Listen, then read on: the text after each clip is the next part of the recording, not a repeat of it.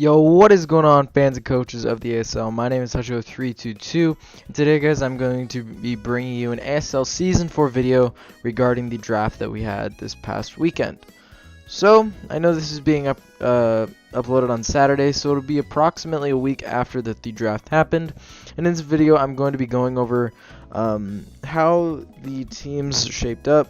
If you weren't at the draft, also, there were a fair amount of transactions that occurred on draft day, and if you make a transaction on draft day, they take in effect week 1. Anything after takes into effect week 2, 3, 4, so on and so forth. Also, we had all the members of the ASL YouTube team rank each one of these teams by a letter grade. So A through F. And I'm going to go ahead and get right into this, and I'm going to be giving a little bit of input and seeing how people thought of each team. So first up, we have the Washington Wailords, coached by Country Boy Cam. And I gave them a D+, Malone gave them a D+, Mylan gave them a C, Susie gave them a D+, Matt gave him a D-, and Demaster gave him a C. So Cam did not get great feedback on his team. I think that's mainly because he just has a bunch of type redundancy. He has 3 steel types. Well, yes, they do all synergize very decently.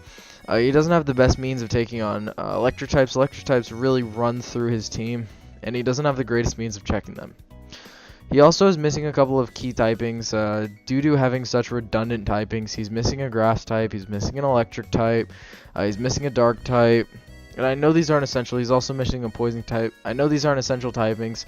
It's just with all the type redundancy, he really just doesn't cover most teams. Also, this team doesn't synergize that great. Its offensive prowess is just not there. Its best offensive hitters being Primarina and Diggersby. This team is interesting. Yes, there are ways to win with this team. It is a little bit stally. With the Celesteela, Mega Slowbro and Heatran core, so there is some optimal ways to prep that you can that Cam can use this team with. Problem is the synergy is just simply not there, and this team it doesn't patch very many holes. It also has very poor hazard removal in Sandslash being its only hazard removal. Yeah, it's an interesting team, and we will see how it does in this season.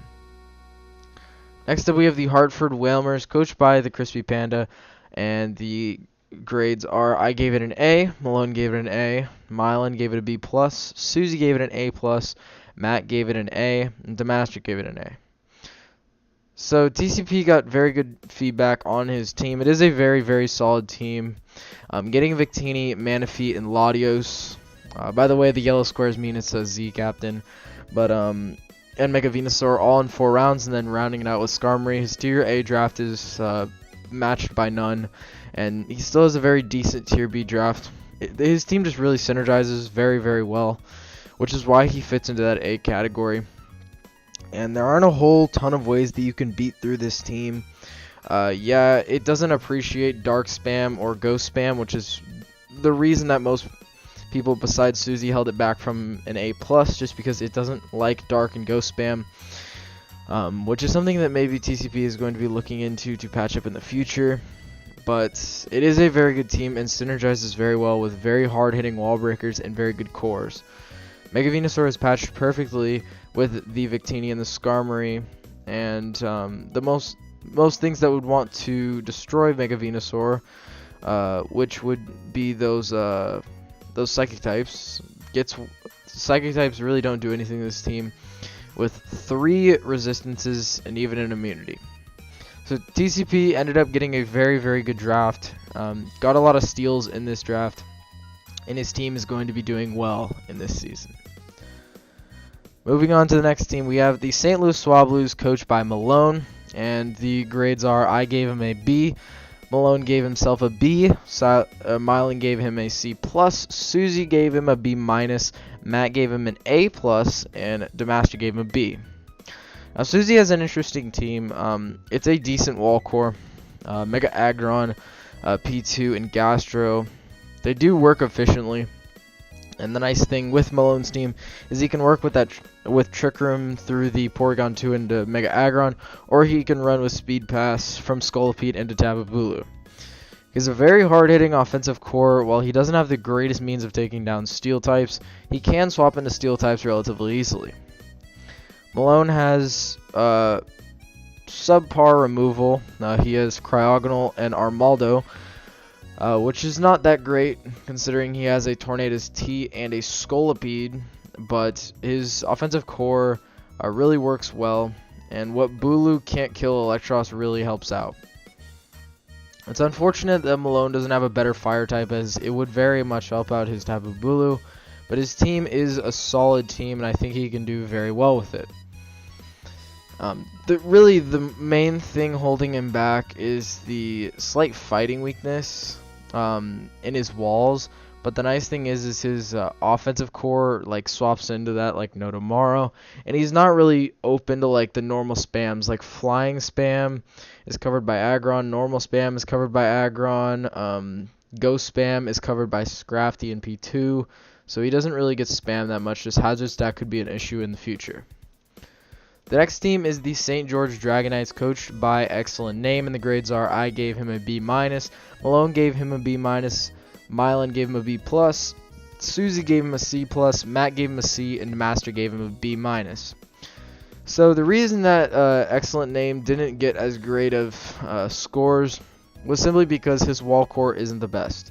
The reason that he did stay in the B category for most of us is the fact that his offensive synergy is just absolutely fantastic. Being able to utilize Tapu Koko, Dragonite, Kartana, Mamoswine, Howlucha, Mismagius on the same team as an offensive core is absolutely ridiculous, and most teams will not be able to swap into this. He also avoids major spams such as Normal and Flying through Steelix and Dark and Ghost through Drapion. So his wall core is decent, and he has a reliable spinner to pair with that Dragonite being not Mega Blastoise, but Blastoise. And his offensive synergy is immaculate. The only problem is his team is very weak to setup, as he doesn't have a lot of walls that could really take on setup. So he's going to have to be careful about that in the future, and really just have to play with a very hyper offensive mindset, which is the way that his team is oriented. So while Excellent Name has a very, very good offensive core, his walls just simply aren't very prominent, which is why he's not in the A category. Moving on to the next team, we have the BC Bibberolls, coached by the Great One. And it looks like we all agreed on this. I gave him an A-, Malone gave him an A-, Mylan gave him an A-, Susie gave him an A-, Matt gave him an A-, and the Master gave him an A-. That's actually pretty funny. We all agreed on it. But TG has a very, very prominent defensive core, being Mew and Tapu Fini, with help from Superior and Volcarona and Zygarde that can also be walls. And like having Zygarde, Volcarona, and Superior, he has a lot of wall-breaking prowess along with Sneasel, Machamp, Manectric, and sometimes even Blade. This team does not struggle at all with Stealth Rocks, which is very, very nice to pair with the Volcarona. And the nice thing about drafting Tapu Fini with Mew is you don't force Mew to be the defogger every week. This team does lack Stealth Rocks, as its only Stealth Rock setter is Mew, which is why it is in the A- category. But it doesn't force Mew to also run defog, so you can have a little bit of versatility in there. And as I've said about the Stealth Rocks, Volcarona's biggest weakness is Stealth Rocks, so being able to keep those off the field really makes Volcarona, it brings out the true potential in Volcarona. And Zygarde is relatively weak to Ice types, where Volcarona can set up all over on Ice types. Tapu Fini can swap in relatively easily. There are not a whole lot of things that really beat this team down, as Tapu Fini is really nice to make sure this team is not statist. If anything, Espeon could be a Heal Bell Cleric, if need be. This team does have a lot of setup options, which is why if you set up with this team, just having the Misty Terrain from Tapu Fini, it could be very deadly to set up with something like Zygarde or Volcarona and really just sweep through. TG is a very solid team. Doesn't really fit his playstyle, but I think he will take a liking to this team, as it did get A- across the board.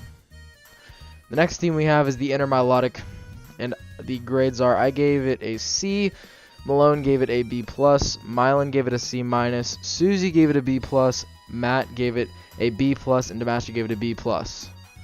So it fell into the B+ for most people. Me and Mylan put it in the C category. Yes, while Static does have a very good wall core in Blissey, Fortress, and Gudra, his wall breakers just simply aren't very prominent, just being Mega Gyarados, Landorus, and Hoopa and Tyrantrum most weeks. Blaziken, if you want to throw that in there. His team is just a little bit odd. It has decent synergy and good cores in there, and it patches each other's weaknesses relatively well. It doesn't struggle with hazard removal or hazard setting, since Fortress basically fits all those in one. It does struggle with momentum options, as the only ways to grab momentum is to Volt Switch with Fortress, U-turn with Lando, or Volt Switch with Rotom, which you're not going to bring all those each and every week, and sometimes Fortress is simply not going to run Volt Switch.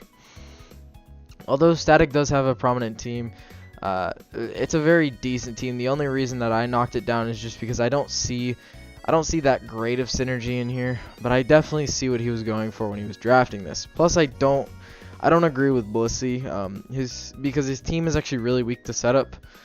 It absolutely gets blown through. His defensive core is relatively passive, so that could come back to bite him. At least he has a Whimsicott and Pyukumuku to come through and help that out. But he does have a decent offensive core. It's just not enough offensive mons, in my opinion. So the next team is the Arcane Arcanines, coached by Altaria Motives. And they got a B+ from me, a B from Malone, a B+ from Mylan, a B from Susie, a B from Matt, and a B from Demaster. So Ian or Altaria Motives has a very, very good offensive core in Landorus, Therian, Cobalion, Zapdos, and Mega Gardevoir. They can basically rip through everything, and like all those being offensive mons, they can also serve as a very nasty defensive core that's ultimately very tough to take down. Plus he has other bulky mons such as the Golbat, the Toxapex, and the Sableye. So having Toxapex and Lando T is very, very good. They cover each other's weaknesses, and that's basically an OU wall core right there.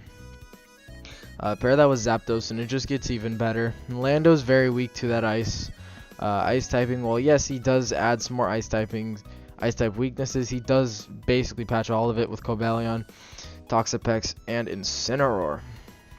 So Ian has a very, very solid team. Not good enough to get into that A category, just because it does have a couple flaws, as there's only 4 rockers on this team. While that seems like a lot, you're not going to bring Crustle most weeks, you're not going to bring Smeargle most weeks, and you're going to want Cobalion and Landorus to be offensive each week, which is a thing that it might struggle with. There are 2 hazard removals, well 3 if you want to count Smeargle, being Zapdos and Golbat, which those are good hazard removals. The problem is they are also weak to hazards, which could be a little bit of a gripe.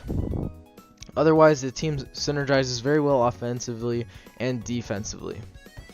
Moving on to the next team, we have the St. Louis Samraat. I gave it a B+, Malone gave it a B+, Mylan gave it an A-, Susie gave it an A, Matt gave it a D, and Demaster gave it an A.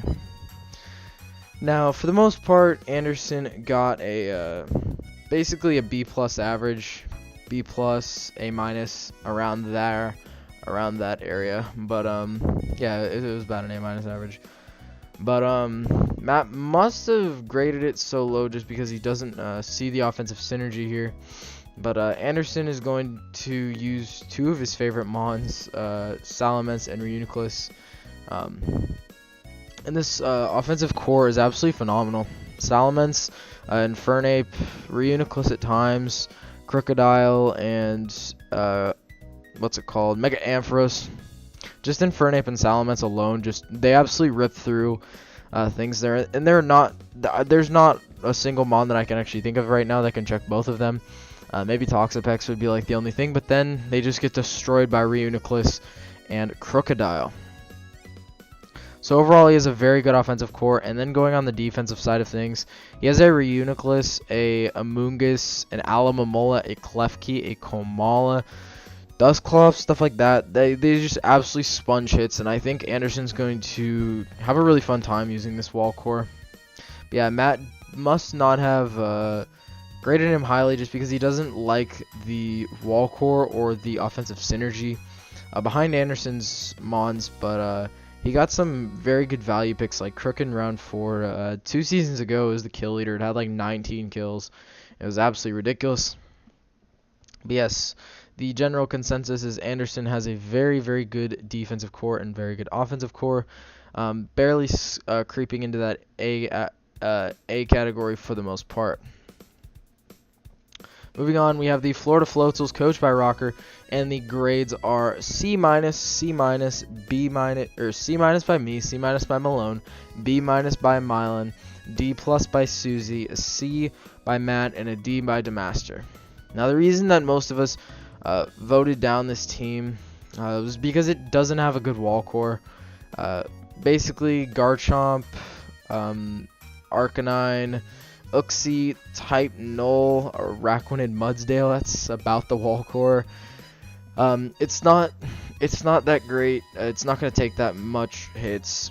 He has a lot of type redundancy, 3 psychic types, which is definitely not going to help him. He's relatively weak to Dark Spam and Ghost Spam. He does have a Weavile, which could help him with the Ghost Spam, but Weavile can't do it all.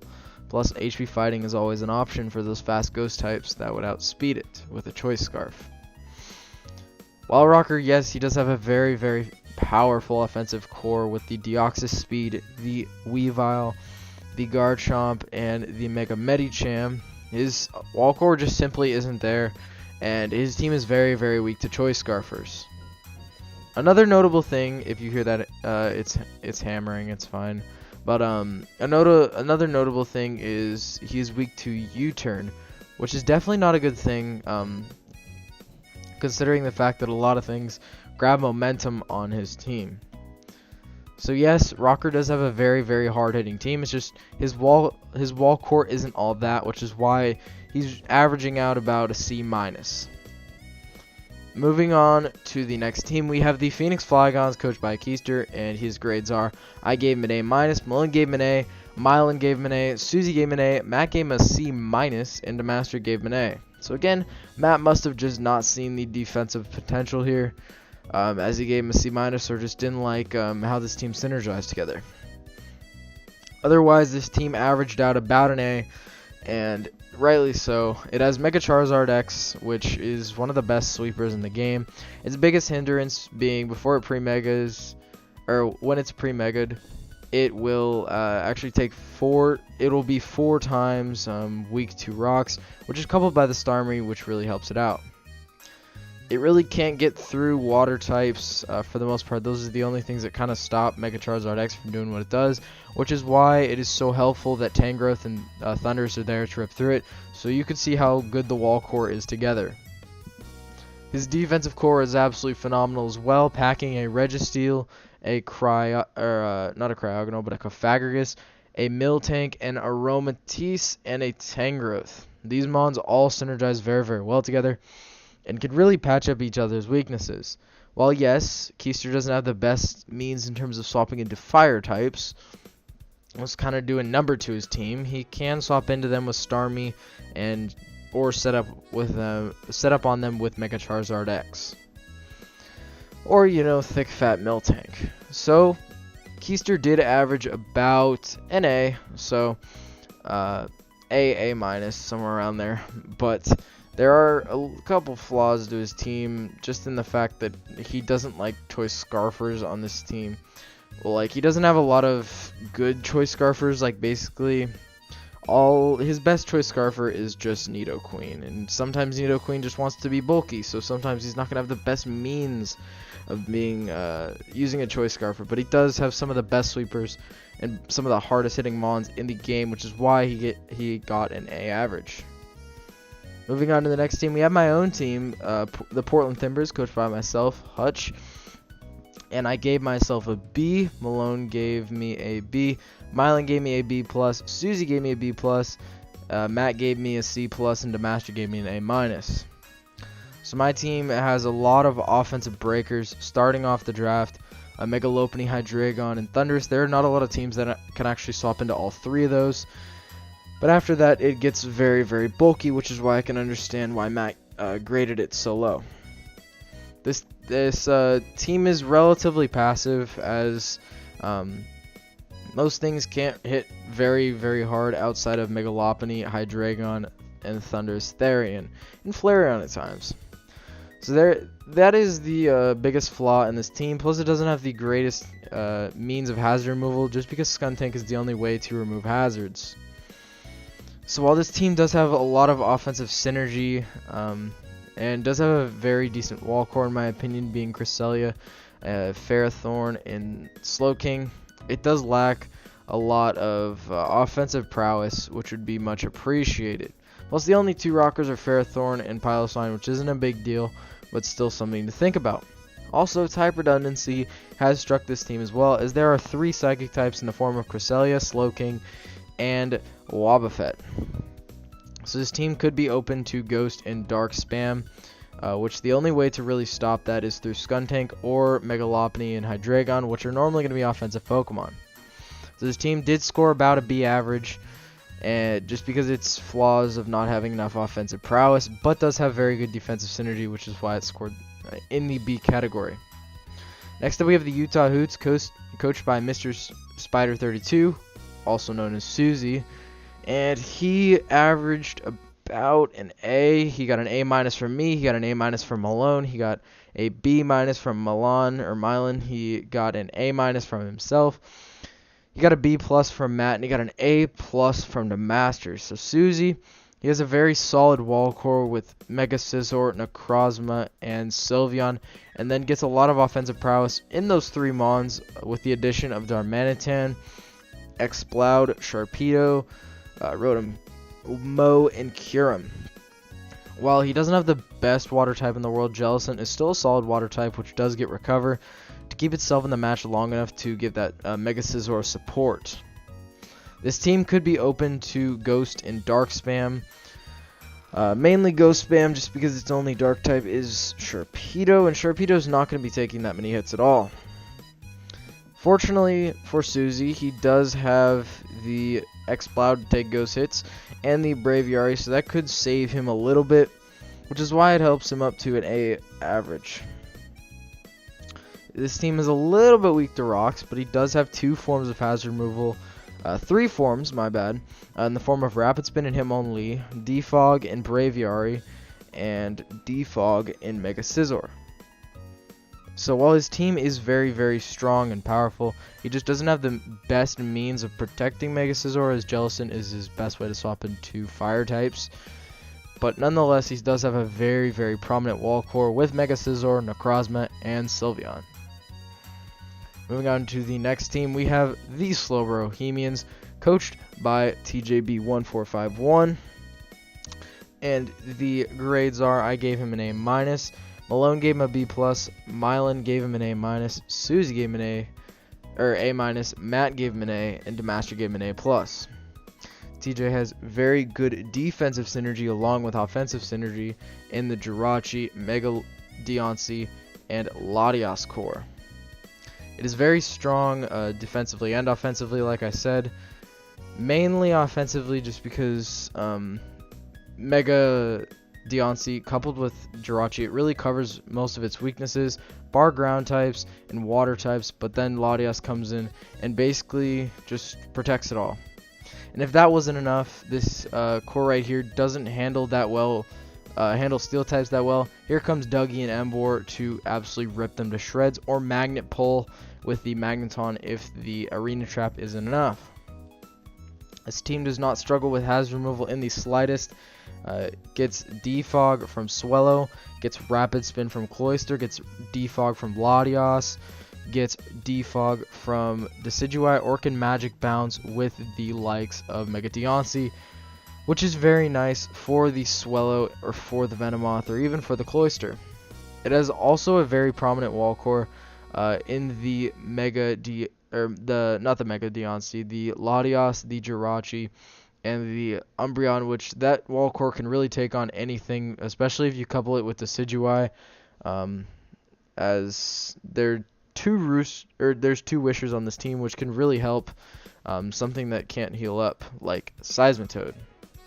This team is very solid, and rightfully so earned its A average, as it is a very prominent offensive core that is very hard. I'm going to say prominent a lot, good lord. That is hard to swap into, but a defensive core that is also hard to break down.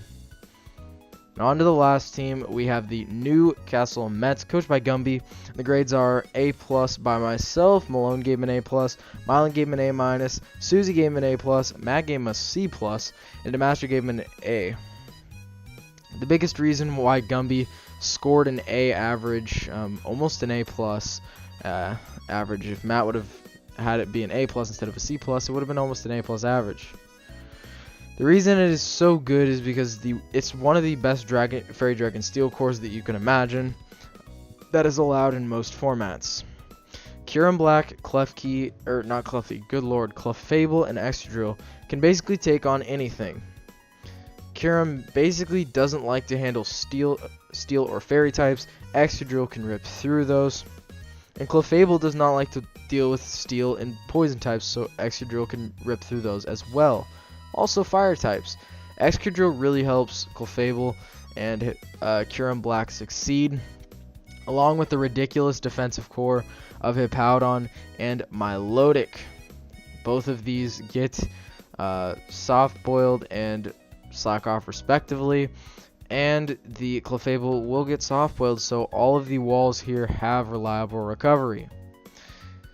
And if that wasn't enough, it still has a very solid offensive core, being that Kyurem Black, the Excadrill, the Absol, the Delphox, the Vikavolt, and the Hariyama, and the Golisopod, and stuff like that.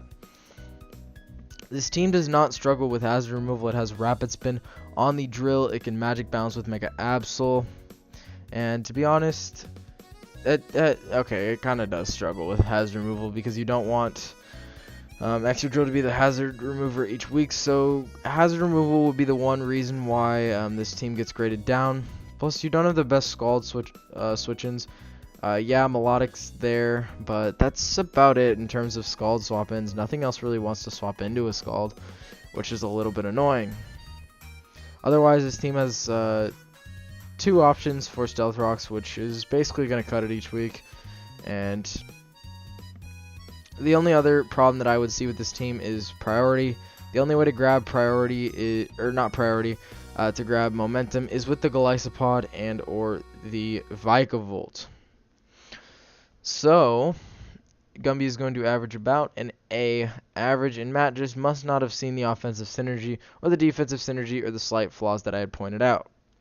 So that is going to be the video, guys. Thank you all for watching this draft recap of ASL Season 4. And again, these opinions are basically just based on what the drafts look like, not based on the battling prowess whatsoever. Battler prowess and how they're doing is going to be the actual power rankings. This is just the draft recap for the ASL. And thank you all for watching. I hope you all enjoyed, and I will see you guys in the next video. Goodbye.